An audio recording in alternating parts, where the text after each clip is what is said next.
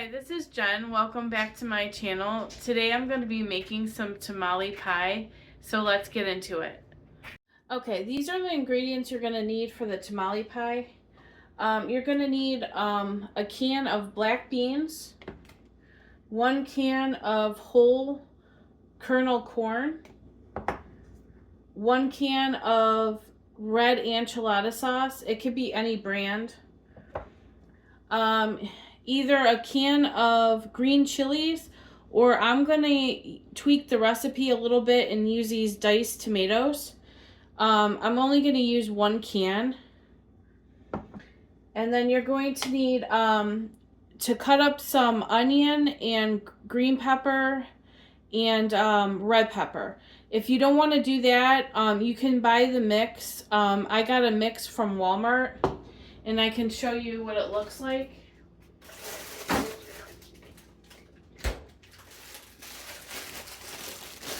This is the mix that I get at Walmart. It's pepper and onion blend. It's in their freezer section by the broccoli and stuff. So if you see this in your grocery store, I would definitely pick it up because this is good to put in a lot of different recipes, and it's quick and easy, and you don't have to do any chopping. So I would definitely pick this up.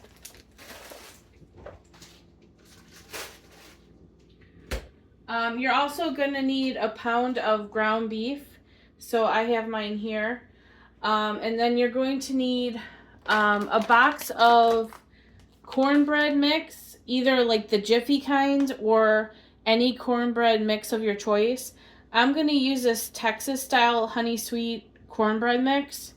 So I'm going to give this a try. And then also you're going to need some cheddar cheese.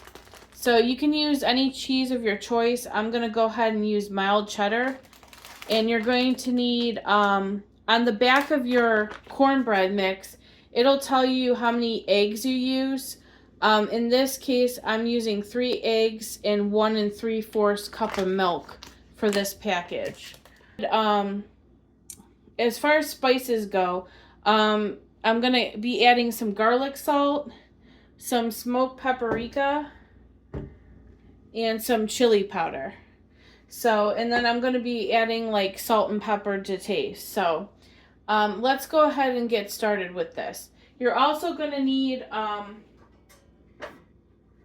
pan. You can use your cast iron for this, or in my case, I didn't have a cast iron, so I'm going to go ahead and use this baking pan. All right, so right now we're going to go ahead and cook the ground beef. So I'm going to go ahead and put my green peppers and onion in here. I'm just going to add just a little bit of oil. I just have some olive oil here, so I'm just going to add just a little bit to the pan.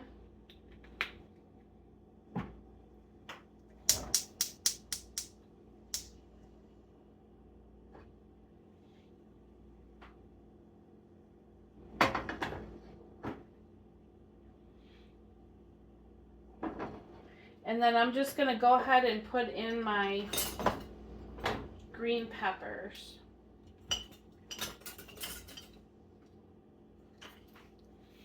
And I'm just going to go ahead and put in my green peppers and onions.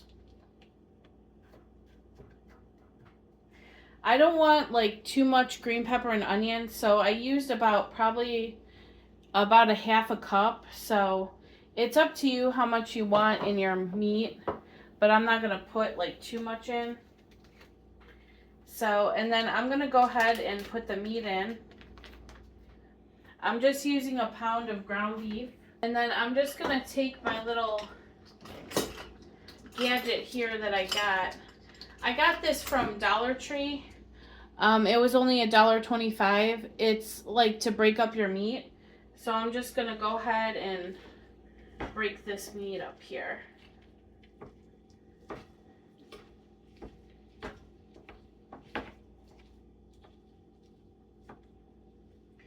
And then you're just going to want to cook this together.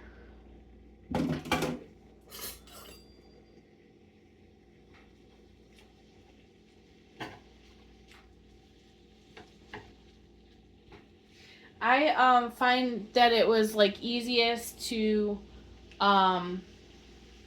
make this with the mix that I had from Walmart. Instead of just like chopping the onion and green pepper separately, but you guys can also do that as well.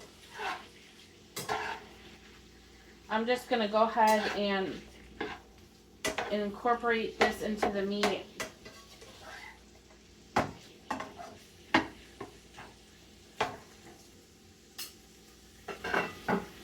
So I'm just gonna let this cook. Okay, while that's cooking, I'm gonna show you guys what I got. I found this at Hobby Lobby. I thought it was so cute. It's like a spoon rest, and it says, "Are you kidding me right now?" I thought this was really cute, so I had to pick it up.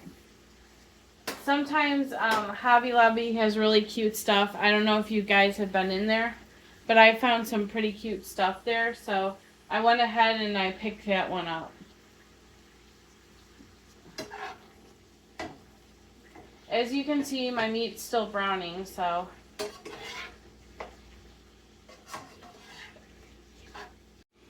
it smells so good in here right now.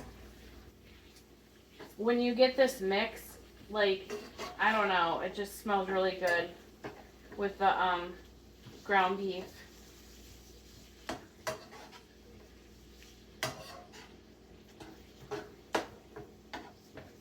And depending upon like how greasy your meat is, you might have to drain the fat.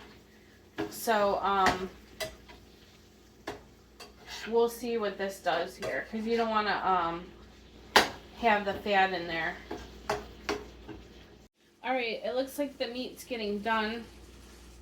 So I'm just going to continue to cook this a little bit, just so that you want to make sure that the vegetables are softened.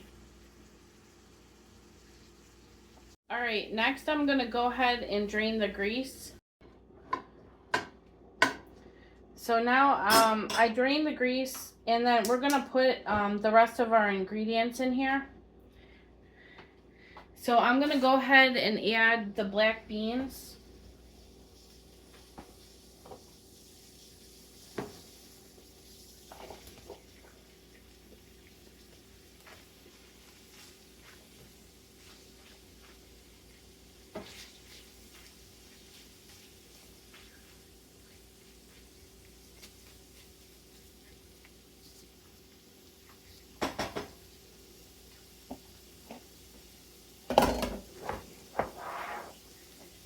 And then next we're going to go in with our corn.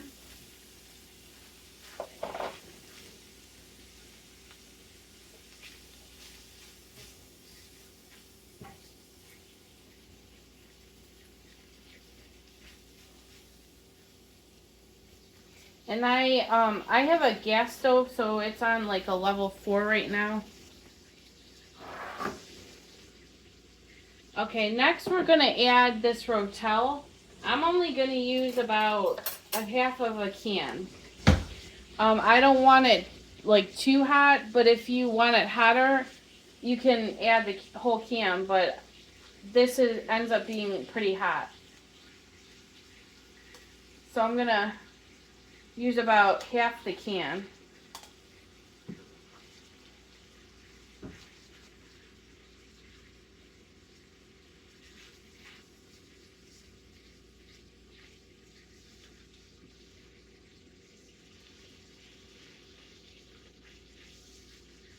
And then if you don't want to use the Rotel, you can go ahead and just put in your green chilies. That would be fine too.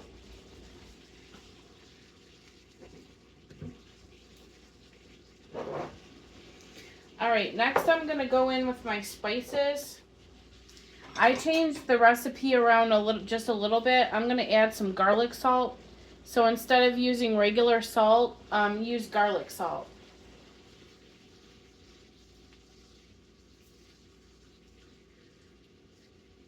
I'm just going to sprinkle it over the top. I'm not going to measure it. It's probably close to a teaspoon. And then I'm going to add a little bit of chili powder.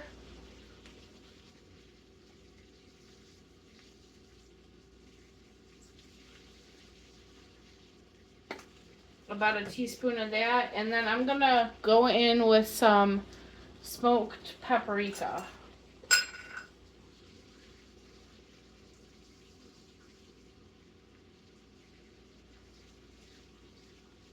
Probably about a half a teaspoon.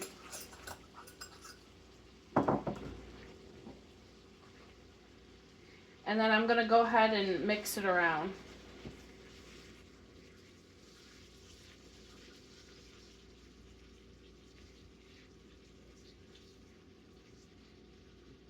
Alright, I'm gonna leave this cook for about 10 minutes. That way it gives a chance for the beans and corn to kind of cook through a little bit. Alright guys, while that's cooking, we're gonna go ahead and make this cornbread. So I'm gonna go ahead and open this.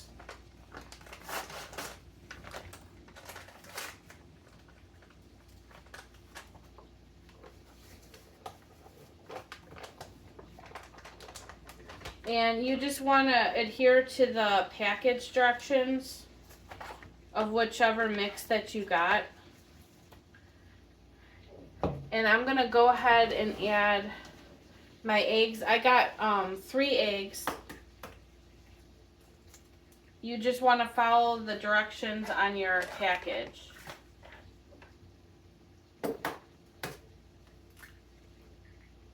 Add the milk.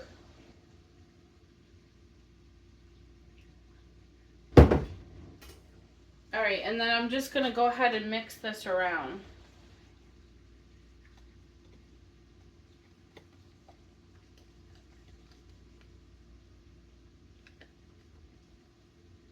This is going to be our batter.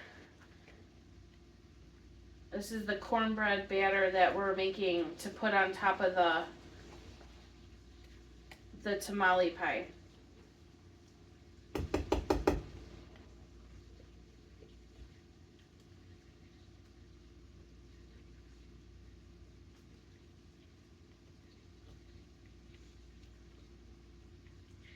I probably should have put this in a bigger mixing bowl.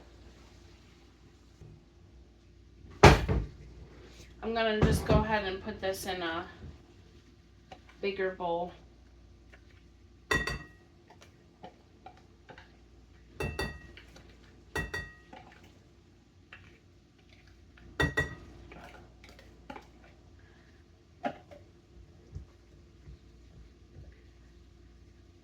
And you're just going to, stir it around to get the clumps out.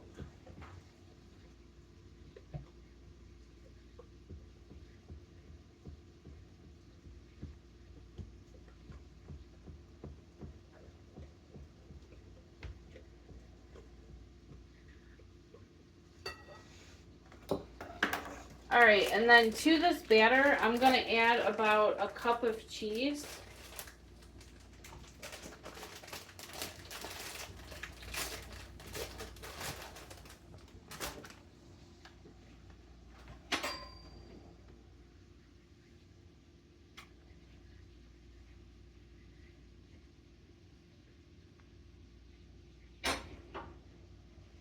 And then make sure you have your oven heated to 350. I'm just going to kind of eyeball it.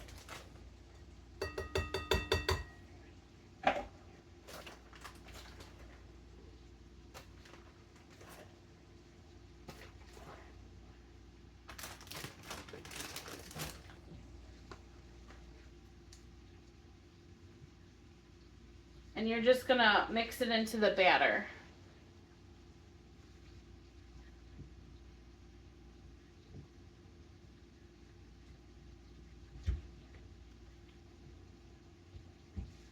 You can kind of tell in here if you got enough in. If you want to add more, just go ahead and put in a little bit more.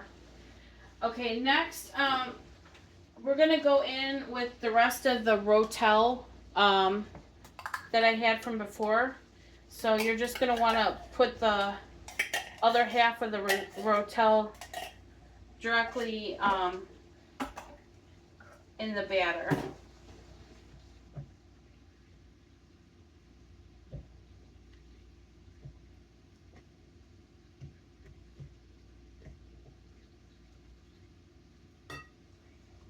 Okay, so that looks good. So now we're going to go back over to the meat.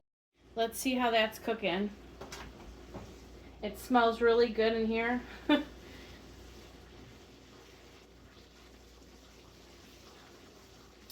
It's okay if it's not like the beans and the corn aren't all the way cooked through, because we're going to end up putting this in the oven anyway.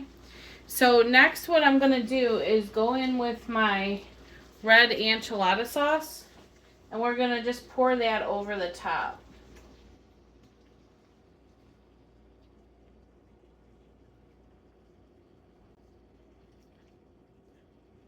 Another little tip for you guys, or a tip for you guys, is to try to like clean as you cook, because it just makes cleanup like a lot easier. Because I don't know about you, I don't like to have a lot of dishes in the end when I'm trying to, you know, after I'm done eating. So like while you're doing like one of the things, you could be like washing dishes or something. So I'm just gonna let this cook for about 10 more minutes and I'll be right back. All right, it's looking good. So I'm gonna let this cook for about 5 more minutes. You want to make sure that it really gets the flavors in there, like for the marination. So it's very important. That way the meat will taste really, really good. So make sure you do cook it for at least the 10 or 15 minutes to get all of the spices like inside the meat. Okay, I went ahead and drained it. So, because you don't want it to be like too soupy. So it looks like we're all done now. So right now what I'm going to do is put my mixture into this baking pan here. If you don't want to use like a small baking pan like this, feel free, and you can use like a iron skillet if you'd like. So you're just going to want to put your mixture at the bottom. Being that it's the ground beef, it's not going to stick because you got all, it's, you know, greasy as it is. So you don't really need to put anything on this. And this pan I got from Home Goods a while back, and it's lasted so long. I think now I've had it for almost 4 years, I think. And it lasted a really long time. I'm going to get some more. So, but you're going to want to put your mixture down like that. And then next we're going to go in with some more cheese. So you're going to put a layer of cheese on top of the meat mixture. You can put as much cheese as you want. I'm just going to kind of put it just right on top here.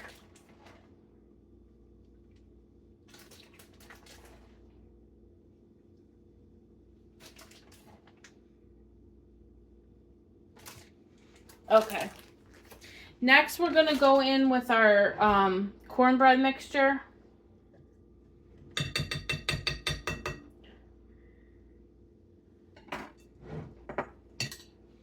So we're just going to pour that right over the top.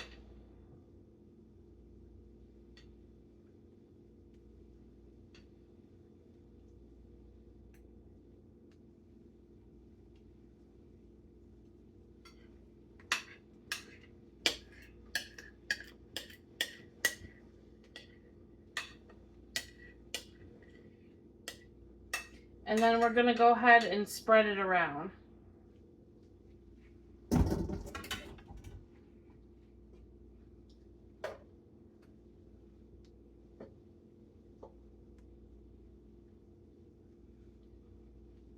So you want to make sure that you get all the cornbread mixture, you know, going right on the top of this here.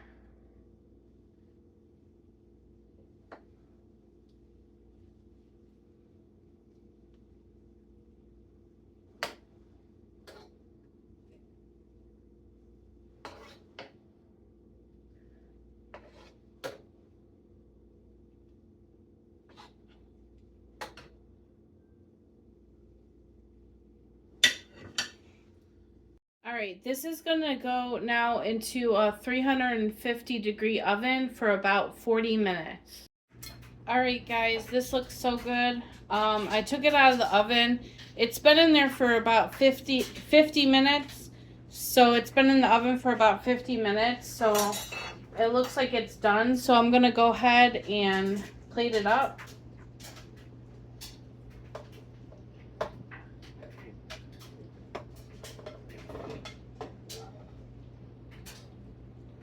Oh wow. This looks so good. Let me get a little bit more here.